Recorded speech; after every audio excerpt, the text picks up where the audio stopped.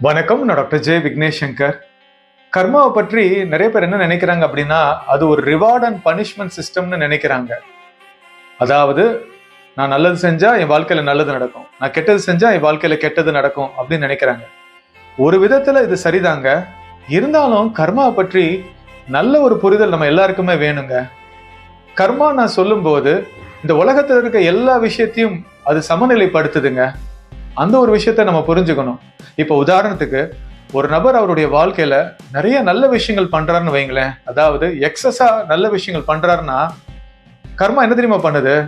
அவர் செய்த அந்த நல்ல விஷயங்கள் எல்லாத்தையுமே திரும்ப அவர் வாழ்க்கையில கொண்டு வருதுங்க.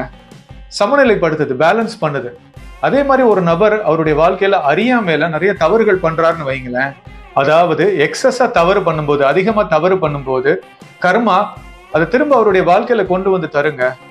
அதற்கான பலனை அவர் அனுபவிப்பாரு.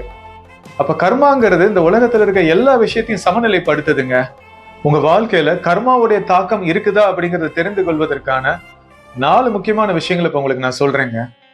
முதல்ல, சில நபர்கள்லாம் பாத்தீங்கன்னா நிறைய எஃபர்ட்ஸ் போடுவாங்க, ஆனா அதற்கான ரிசல்ட்ஸ் அவங்களுக்கு கிடைக்காம இருக்குங்க. இப்ப சில உதாரணங்கள் உங்களுக்கு நான் சொல்றேன். ஒருத்தர்லாம் அவருடைய கம்பெனில ரொம்ப டெடிகேட்டடா இருந்திருப்பாரு, ரொம்ப பேஷனேட்டா ஒர்க் பண்ணியிருப்பாருங்க. ஆனா அதற்கான பலன் அவருக்கு கிடைச்சிருக்காது. சேலரி இன்கிரிமெண்ட் இருந்திருக்காது, ப்ரொமோஷன் கிடைச்சிருக்காது. ஆனா அவர் கூட வேலை பார்த்தவங்களுக்கு எல்லாம் பாத்தீங்கன்னா பெரிய growth அந்த கம்பெனில இருந்திருக்குங்க. ஆனா இவர் இவ்வளவு டெடிகேட்டடா இருந்தும் அதற்கான வாய்ப்புகள் அவருக்கு கிடைக்காமயே போயிருக்குங்க. இது கர்மாவுடைய தாக்கம்னு கூட சொல்லலாம். ஒரு சகோதரி கன்சல்டேஷன் போது என்கிட்ட சொன்ன ஒரு விஷயம், கணவர் அவ்வளவு நேசிக்கிறாங்க, கணவருக்காக எதனாலும் செய்ய தயாரா இருக்காங்க. ஆனா கணவர் இவங்களை கண்டுகொள்றதே இல்லைங்க. ரொம்ப உதாசீனப்படுத்துவாராம், காயப்படுத்துவாராம். இவங்களும் இந்த ரிலேஷன்ஷிப்பை ஸ்ட்ரென்தன் பண்றதுக்கு என்னென்னமோலாம் பண்றாங்க, அவர் பிடிச்ச மாதிரிலாம் பண்றாங்க, எல்லா காரியங்களும் ஈடுபடுறாங்க. ஆனா அவர் கண்டுகொள்றதே இல்லைங்க. பாருங்களேன், எவ்வளவு எஃபர்ட்ஸ் போடுறாங்க அந்த ரிலேஷன்ஷிப்பை ஸ்ட்ரென்தன் பண்றதுக்கு, ஆனா அதற்கான பலன் அவங்களுக்கு கிடைக்காம இருக்குங்க. இதுவும் கர்மாவுடைய தாக்கம் தாங்க. உங்களுடைய வாழ்க்கையில கர்மாவுடைய தாக்கம் இருக்கு அப்படிங்கறத தெரிந்து கொள்வதற்கான 2வது முக்கியமான விஷயம் என்ன தெரியுமா? சில நபர்களுக்கெல்லாம் அவங்க வாழ்க்கையில் இருக்கிற பிரச்சனைகளே தெரியாதுங்க. அந்த அளவுக்கு அந்த பிரச்சனைக்குள்ள மூழ்கி போயிருப்பாங்க. ஒரு சகோதரி எல்லாம் 13 வருஷமா குடிக்கு அடிமையான கணவரோட வாழ்ந்துகிட்டு இருக்காங்க. அவங்க ஒரு உலகத்துல தனியா வாழ்ந்துகிட்டு இருக்காங்க. அதுதான் நிஜம்னு நினைச்சு அவங்க வாழ்றாங்க. இதை தாண்டி வெளியே வர முடியாதுங்கிற சிந்தனைக்குள்ள அவங்க போயிட்டாங்க. இது எவ்வளவு கொடுமையான விஷயம், யோசிச்சு பாருங்களேன். தனக்கு பிரச்சனை இருக்குன்றதை தெரிஞ்சுக்கிட்டா மட்டும்தான் அதுல இருந்து விடுபடுவதற்கான வழிமுறைகளை கடைபிடிக்க முடியும்.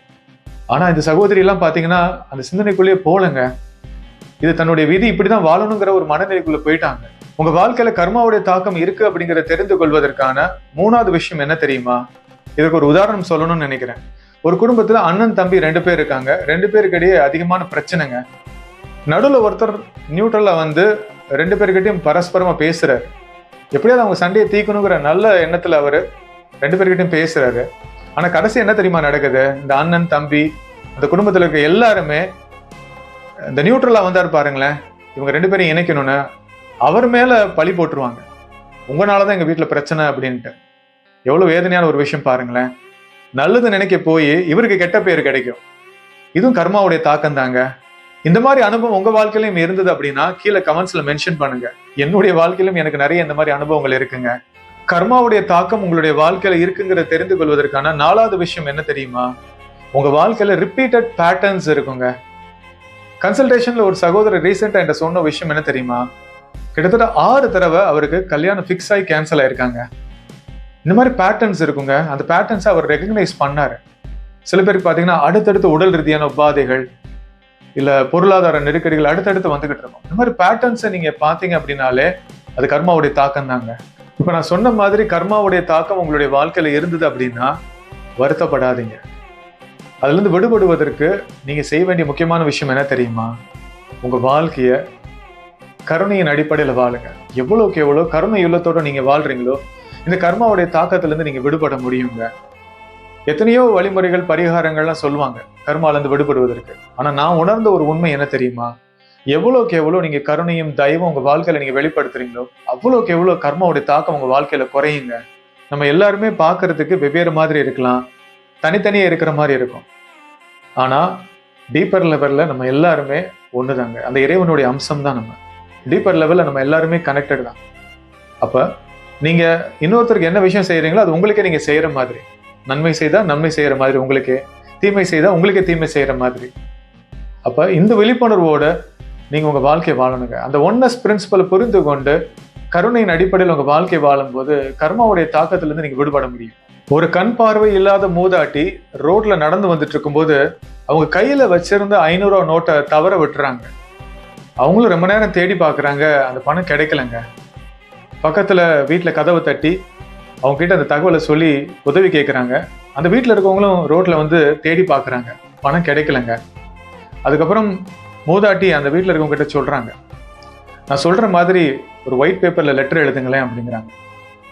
அவங்களும் அந்த ஒயிட் பேப்பர்ல மூதாட்டி சொல்ற மாதிரி லெட்டர் எழுதுறாங்க. எனக்கு 70 வயசு ஆகுது, பார்வை கிடையாது, நான் கையில வச்சிருந்த 500 ரூபா நோட்டை தவற விட்டுட்டேன் இந்த இடத்துல.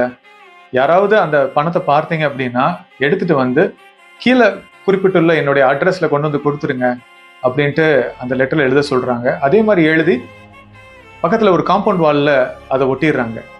அதுக்கப்புறம் அந்த மூதாட்டி அவங்க வீட்டுக்கு போயிடுறாங்க. அந்த குறிப்பிட்ட ரோட்ல ஒரு நபர் நடந்து போய்கிட்டு இருக்காருங்க. அப்போ அந்த காம்பவுண்ட் வால்ல ஒட்டியிருந்த அந்த லெட்டரை படிச்சு பார்த்துட்டு அந்த மூதாட்டிக்கு உதவி செய்யணும்னு நினைக்கிறாரு. அவரு சுற்றி தேடி பார்க்குறாரு, 500 ரூபா நோட்டு இருக்கா அப்படின்னு. அங்க இல்லைங்க. உடனே அவர் பாக்கெட்ல இருந்து 500 ரூபா எடுத்துட்டு அந்த மூதாட்டி வீட்டுக்கு போறாரு. அந்த மூதாட்டி கிட்ட போய் சொல்றாரு, அம்மா நீங்க ரோட்ல கீழே விட்டீங்க பாருங்களேன் அந்த 500 ரூபா, அதை நான் கண்டுபிடிச்சிட்டேன், அதை உங்ககிட்ட கொடுக்க தான் வந்தேன் அப்படிங்கிறாரு. உடனே மூதாட்டி அந்த நபர்கிட்ட சொல்றாங்க, எப்போ கொஞ்ச நேரத்துக்கு முன்னாடி தான் இன்னொருத்தர் வந்து அந்த 500 ரூபா நான் கீழே இருந்து எடுத்துட்டு வந்தேன் அப்படின்ட்டு எனக்கு கொடுத்துட்டு போயிட்டாரு, நீ என்ன 500 ரூபா தர அப்படின்ட்டு அவங்க கேட்குறாங்க. அந்த நபர் புரிஞ்சுக்கிட்டாருங்க, அந்த அம்மாவுக்கு தெரிஞ்சிருச்சு அப்படின்னு. உடனே ஆத்மார்த்தமா சொல்றாரு, என்னுடைய அன்புக்காக இந்த பணத்தை நீங்க வாங்கிக்கோங்க, இதை கொடுத்தாதான் எனக்கு ஒரு நிறைவு கிடைக்கும் அப்படின்ட்டு அந்த மூதாட்டி கையில அந்த 500 ரூபா கொடுத்துட்டு அவர் கிளம்ப முயற்சி பண்றாரு. அப்ப அந்த மூதாட்டி சொல்றாங்க அந்த நபர்கிட்ட, அப்பா நீ அந்த ரோட்டு பக்கம் நடந்து போகும்போது அந்த காம்பவுண்ட் வால்ல ஒட்டியிருந்த அந்த லெட்டரை கிழிச்சு போட்டுரு, ஏன்னா வேற யாராவது இந்த மாதிரி வந்து என்கிட்ட பணம் கொடுக்க வேணாம்னு நினைக்கிறேன் அப்படிங்கிறாங்க. அந்த நபரும் சரின்னு சொல்லிட்டு அந்த மூதாட்டி வீட்டை விட்டு வெளியே போறாருங்க. அப்ப இன்னொரு நபர் அந்த வீட்டுக்குள்ள என்டர் ஆகுறாரு. அவர் இவர்கிட்ட கேட்கிறாரு, இந்த மூதாட்டி இங்க இருக்காங்களா அப்படின்னு. இவரும் ஆமாங்கிறாரு. அடுத்து கேட்கிறாரு, என்ன காரணத்துக்காக இந்த மூதாட்டியை பார்க்க வந்திருக்கீங்கன்னு. உடனே அந்த நபர் சொல்றாரு, இல்ல அந்த மூதாட்டினுடைய அந்த 500 ரூபா உங்க ரோட்ல விட்டுருந்தாங்களே, அந்த பணத்தை எடுத்துட்டேன், நான் அதை கொடுக்கறதுக்கு வந்தேன் அப்படிங்கிறாரு. இந்த நபரும் புன்னகையோட அந்த வீட்டை விட்டு வெளியே வராருங்க. பாருங்களேன், அந்த மூதாட்டியினுடைய பணம் கிடைக்கலனாலுமே எத்தனை பேர் போட்டி போட்டு வந்து அவங்களுக்கு உதவி செய்யறாங்க அப்படின்னு. காரணம் என்ன தெரியுமா? இந்த உலகத்துல எவ்வளோ விஷயங்களை நம்ம தேடி போலாங்க, மன நிம்மதிக்கும் சந்தோஷத்துக்கும். ஆனா சக மனிதர்களுக்கு எந்த எதிர்பார்ப்பின்றி நம்ம செய்யற உதவி இருக்கு பாருங்களேன், அதற்கு ஈடு இணை வேற எதுவுமே இல்லைங்க. அது ஒரு பரிபூர்ண நிறைவு ஒவ்வொருத்தருக்கும் கொடுக்குங்க. நான் உனக்கு இதை செஞ்சிருக்கேன், அதனால நீ எனக்கு திரும்ப செய்யணும் அப்படிங்கிற ஒரு மனநிலை இல்லாமல் கொடுக்கிற தன்மையில நம்ம வாழும்போது அதுல கிடைக்கிற ஆனந்தத்துக்கு வேற ஈடு இணை எதுவுமே இல்லைங்க. எதிர்மறையான கர்மால இருந்து விடுபடுவதற்கு நம்ம எந்த எதிர்பார்ப்பின்றி இந்த மாதிரி கருணையை அன்பையை நம்ம வெளிப்படுத்தணுங்க. அமெரிக்கால ஒரு சிறுவனுக்கு கல்லீரல் பாதிப்பு ஏற்பட்டுருச்சுங்க. வேற யாருக்கிட்டே அது இருந்து கல்லீரல் தானம் வாங்க வேண்டிய ஒரு சூழ்நிலைங்க அவனுக்கு. இல்லைன்னா உயிர் பிழைக்கிறதுக்கு சாத்தியம் இல்லைன்னு மருத்துவர்கள் சொல்லிட்டாங்க. மருத்துவமனையில இருந்து முயற்சி பண்றாங்க கல்லீரல் தானம் வாங்குறதுக்கு. ஆனா அதற்கான ஒரு சூழ்நிலை அமையாமையே போயிடுச்சுங்க. அந்த மாதிரி நேரத்துல தான் அதே ஹாஸ்பிட்டல்ல நர்ஸா வேலை பார்த்த கெமிங்கிற ஒரு பெண் அவங்களுடைய கல்லீரல தானமா தரேங்கிறாங்க. ஆபரேஷன் மூலமாக அந்த நர்ஸினுடைய கல்லீரல்ல ஒரு பகுதியை தானமா அந்த சிறுவனுக்கு கொடுக்குறாங்க. கல்லீரலை பொறுத்த வரைக்கும் ஒரு பகுதியை தானமா கொடுத்தாலும் அது மறுபடியும் வளர்ந்துருங்க. இருந்தாலும் இந்த மாதிரி ஒரு ரிஸ்கான ஒரு ஆபரேஷன் பண்றதுக்கு நிறைய பேர் ஒத்துக்கவே மாட்டாங்க. அந்த சிறுவன் யாருன்னே தெரியாது அந்த நர்ஸ்க்கு. இருந்தாலும் அவனுடைய உயிரை காப்பாற்றணுங்கிற அந்த ஒரு நல்ல எண்ணத்துல அவங்க கல்லீரலை தானமா கொடுத்துருக்காங்க. எப்பேற்பட்ட கருணை அந்த நர்ஸ் வெளிப்படுத்திருக்காங்க பாருங்களேன்.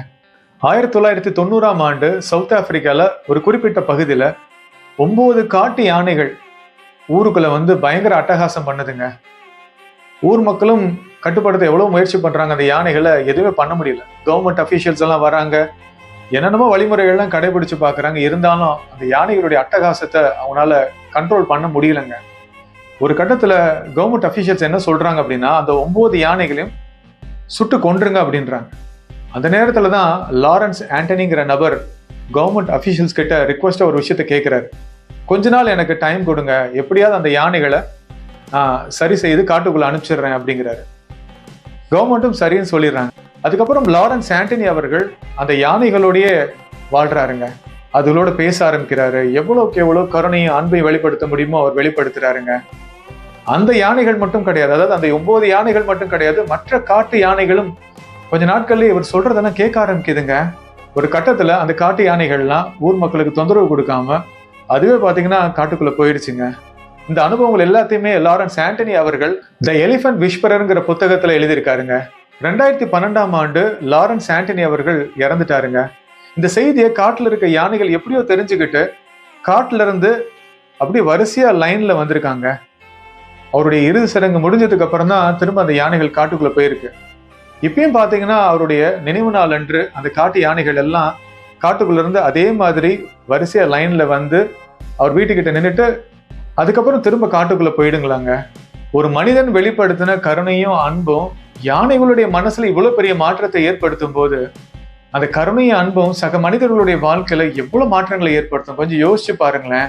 இப்போ உங்க வாழ்க்கையில நீங்க எப்பேற்பட்ட சிச்சுவேஷன்ல இருக்கலாங்க.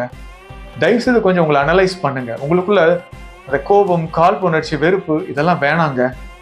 எவ்வளவுக்கு எவ்வளவு மன்னிக்கிற மனநிலையை நீங்க வளர்க்குறீங்களோ அவ்வளவுக்கு எவ்வளவு உங்க வாழ்க்கையில மிகப்பெரிய மாற்றங்கள் நடக்குங்க. கருணையும் அன்பையும் வெளிப்படுத்துற ஒரு நபரா நீங்க வாழும்போது உங்க வாழ்க்கை மாயாஜாலமா மாறுங்க. பல அற்புதங்கள் உங்க வாழ்க்கையில நிகழும். உன்னை தூக்கி வீசப்பட்ட இடத்தில் மரமாக வளர்ந்திடு. உன்னை தூக்கி வீசியவர்கள் அண்ணாந்து பார்க்கும் அளவிற்கு. இந்த வீடியோவை லைக் பண்ணி ஷேர் பண்ணுங்க. என்னோட YouTube channel doctor Vignesh Shankar நீங்க சப்ஸ்கிரைப் பண்ணுங்க. நன்றி.